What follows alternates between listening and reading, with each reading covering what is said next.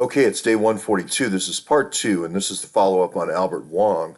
I watched all the coverage of Albert Wong, and nobody came up with the fact that Albert Wong has a DEA license. Now, his DEA license is 2, 3, 4, and 5. He doesn't have one, the highest level, where you get the strongest opiates and so forth, the most addicting. But still, 2, 3, 4, and 5. Other details have come out with his kind of relationship to the group that was run by Christine Lober, this pathway group.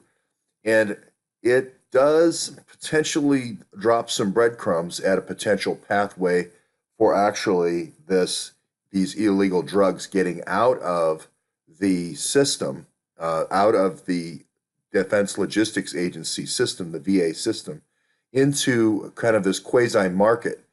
Was Wong the go-between between getting these drugs out of or into the hands of folks that were kind of coming and going, and in that sense providing a kind of a network of a distribution network. Now, again, I'm sure these folks had no idea that the program was being used that way. But if I could get people into the program for, let's say, 2 weeks and get them a prescription, now I got them going, so to speak, as far as their business is concerned, almost like Amway. And then I would start another vet in this business. Now, I'm not sure if this is recruiting type business and then getting people started with drugs is what the pathway was, but it just seems that way. Now, the other questions in his background is he was in Army Intel in high school.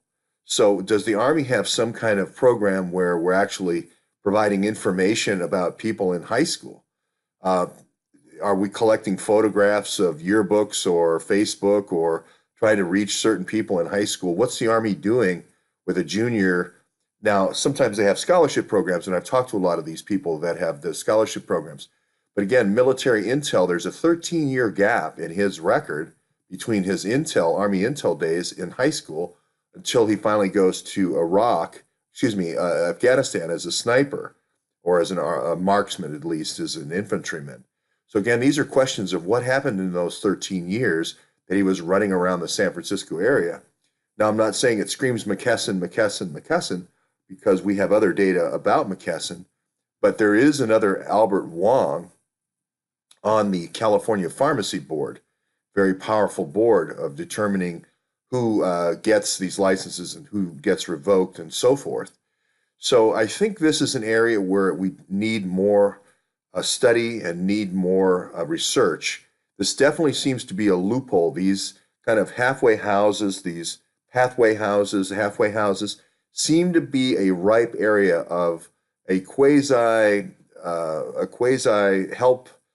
halfway house that can get you medication on a come as you go basis, a come and go basis, which would be the perfect place to set up a network. Now, is the Army or a rogue group inside the Army actually organizing these folks, these ex-military intel kids, to actually have these sort of territories?